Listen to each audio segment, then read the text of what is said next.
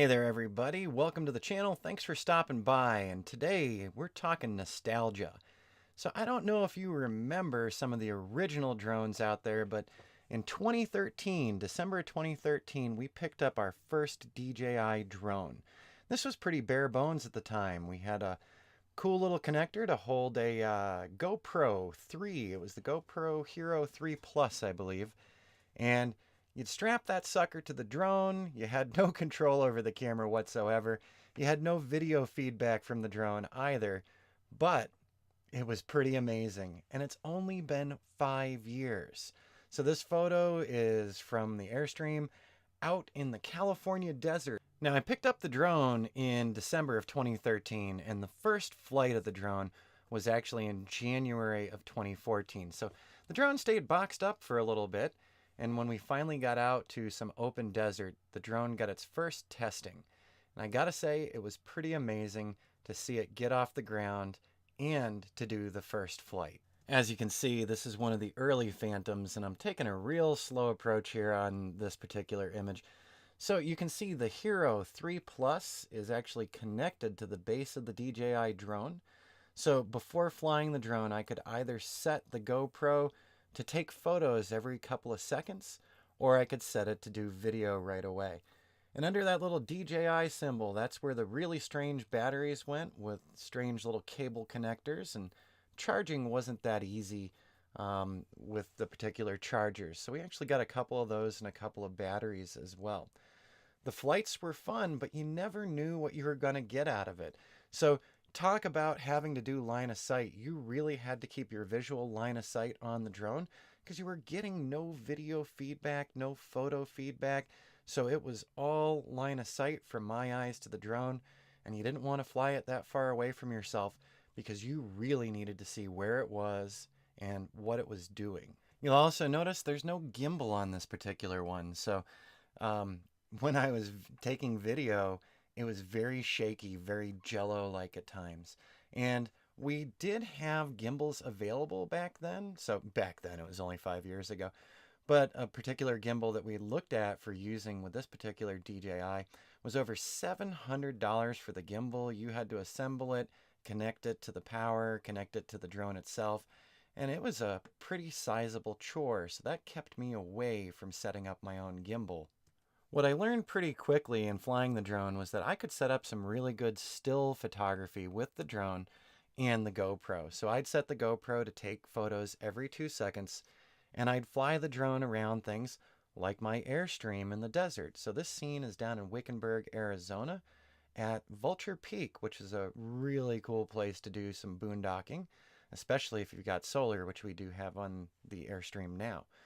But doing video was something of a challenge because you never really knew what it was looking like. You weren't getting that feedback.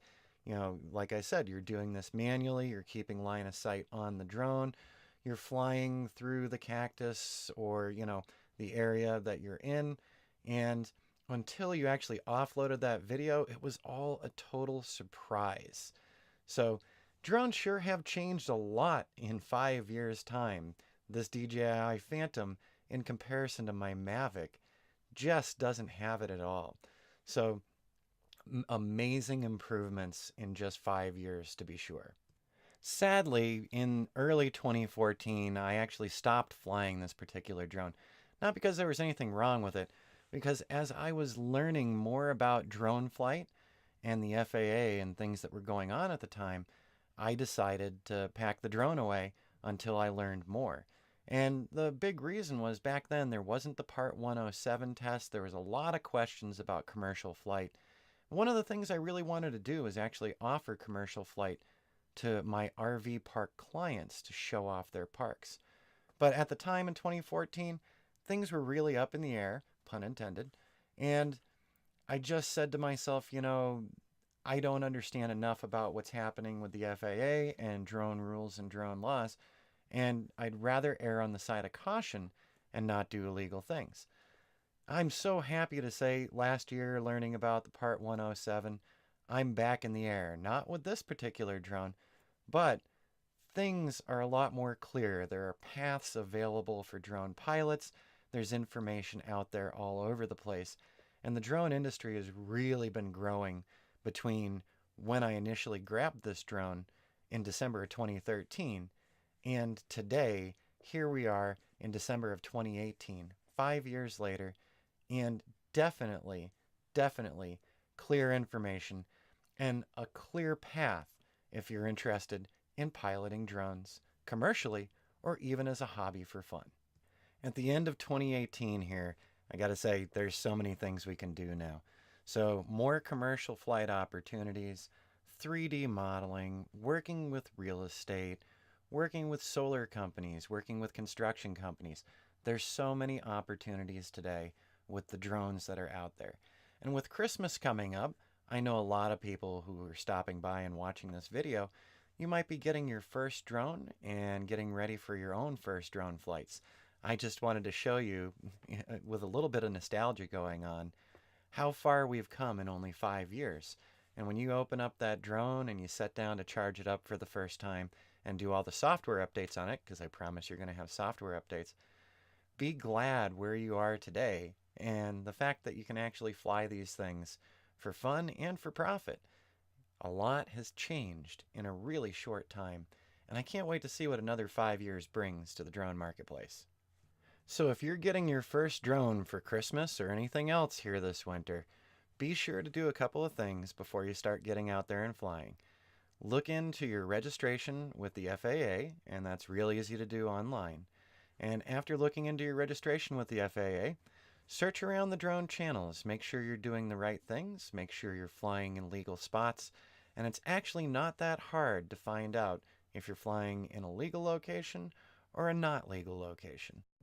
It's up to all of us to do the right things to grow this hobby and grow this new business enterprise. And drones are definitely just going to continue showing up in more and more locations in our economy over the next couple of years.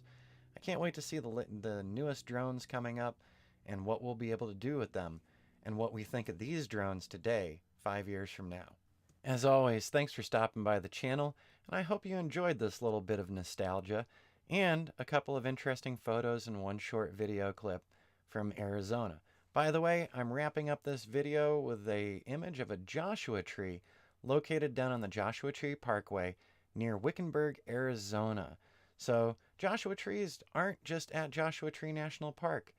You can actually find them here in Arizona as well. All right, everyone, have an awesome day, and thanks for stopping by.